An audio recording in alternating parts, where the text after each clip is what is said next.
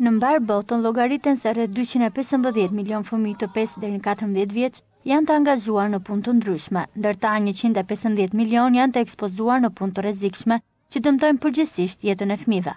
Përgjithsisht pjesë e familjeve të varfra, kjo kategori fëmijësh punon me orë të tëra dhe në mjaft raste në kushte të vështira duke u privuar nga e drejta arsimimit.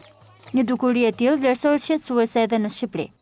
Megjithse ende nuk ka të dhëna të plota kombëtare, fëmijët rom përbëjnë numrin më të madh të fëmijëve që punojnë dhe lypin jo vetëm në Tiranë. Nga një studim i Ministrisë së Arsimit dhe Shkencës në bashkëpunim me UNICEF dhe shoqatën Save the Children, rezultoi se fëmijët rom që punojnë i përkasin moshës 3 deri në 16 vjeç dhe përbëjnë rreth 4654 fëmijë. Në përpjekje për të eliminuar këtë fenomen, 10 qershori është shpallur si dita botërore kundër punës së fëmijëve. Në këtë ditë, Koalicioni Bashkë për Kujdesin Tërësor të Fëmijëve dhe Bashkia Tiranë organizuan një aktivitet ndërgjegjësues në Parkun Rinia, me pjesëmarrjen e qindra fëmijëve në nevojë që trajtohen nga qendra sociale. Aktiviteti u përshëndet nga ambasadori i Bashkimit Evropian në Tiranë Ettore Sekui dhe përfaqësuesi i ambasadës amerikane Michael Scalan. Fëmijëria nuk mund të jetë punë për fëmijët, citoi ambasadori Sekui sloganin e ditës botërore kundër punës së fëmijëve.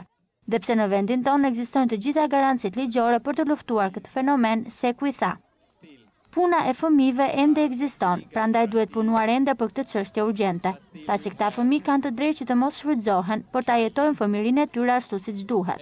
Bashkimi Evropian është shumë aktiv në këtë fenomeni dhe për shmangjen e tij ka financuar disa projekte.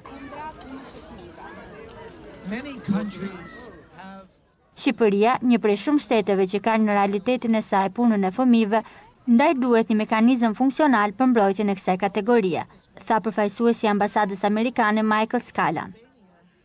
Të dhënat e Koalicionit Bashkë për Kujdesin Tërësor të Fëmijëve tregojnë se 12% e fëmijëve shqiptar nga mosha 5 deri në 14 vjeç shfrytëzohen për punë, përfshirë lypje në rrugë, mbledhjen e materialeve për riciklim dhe punë të rënda në fabrika, bujqësi dhe peshkim.